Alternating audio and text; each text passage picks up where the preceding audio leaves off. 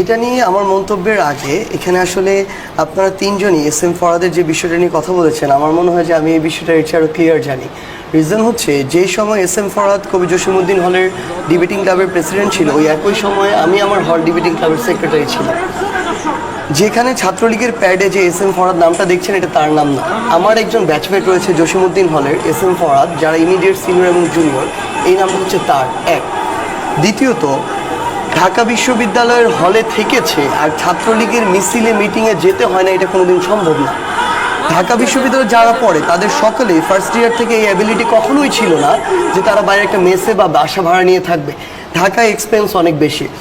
So অন্তত প্রথম বছরে অনেকটা যাদের আমাদের সামর্থ্য ছিল না, আত্মীয় স্বজন ছিল না, আমাদের হলে থাকতেই হতো।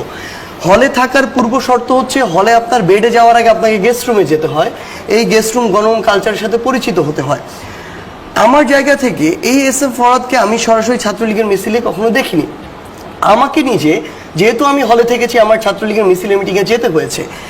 তবে ওই যে ফুল দেওয়ার বিষয়টি, যেটা তারা ছাত্রলীগের প্রেসিডেন্ট সেক্রেটারিকে দিয়েছিল হল ডিবেটিং ক্লাবের প্রেসিডেন্ট হিসেবে, এটা যদি কোনো একটা হলের ওই মুহূর্তে হল ডিবেটিং ক্লাবের প্রেসিডেন্ট সেক্রেটারি ছাত্রলীগকে মেনটেন না করতো, তার যোগ্যতা থাকা সত্ত্বেও ওই হল ডিবেটিং ক্লাবের প্রেসিডেন্ট সেক্রেটারি হতে দেওয়া হতো না।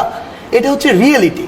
এবং যদি হয়েও যেত, যদি তারা এইটুকু অন্তত ফুল দেওয়ার মতো উদারতা না দেখাতো, তাহলে ওই ডিবেটিং ক্লাবকে ওই হলে কোনো প্রোগ্রাম করার ওই স্বাধীনতা দেওয়া হতো না। সো ওইটা ছিল ওই সময়ের বাস্তবতা। যেই বাস্তবতা, সেই বাস্তবতার কথা যদি স্বীকার করি, তাহলে শেষ করে লাইনটা, ওই বাস্তবতা ঢাকা বিশ্ববিদ্যালয়ের হলে থাকা, ওই কালচারে থাকা একটা ছেলে বলতে পারবে। ইভেন আমার বন্ধু সায়েদ আব্দুল্লাহ, যে হলে রেগুলার থাকেনি 5 বছর, সে ওই বাস্তবতাটা বাইরে থেকে হয়তো দেখতে পারবে, কিন্তু অনুধাবন করা সম্ভব না। সেই জায়গা থেকে আপনি বলছেন যে সার্জিস, তাহলে সেই বাস্তবতার কারণে পরিচয় লুকাতে হয়েছে। পরিচয় লুকাতে হয়েছে কেন? এই যে জাস্ট একটু আগে আমাদের সায়েদ আব্দুল্লাহ যেটা বললেন, আসলে যে যখন শুধু হলে থাকার জন্য শুধু নয়, আপনি বাংলাদেশে থাকার জন্য আপনার ওই পরিচয় লুকাতে হয়েছে। তো সেই জায়গায় যখন আপনি আওয়ামী লীগ, ছাত্রলীগ, যুবলীগকে প্রশ্ন করতে পারেননি যে একজনের একটা রাজনৈতিক মতাদর্শ এরকম হওয়ার কারণে সে বাংলাদেশে কেন থাকতে পারবে না, একটা কথা বলতে পারবে না, সেই জায়গায় একটা পরিচয় লুকানোকে আমরা কিভাবে প্রশ্ন করতে পারি? ওই নৈতিক রাইটটুকু আমাদের আছে কিনা?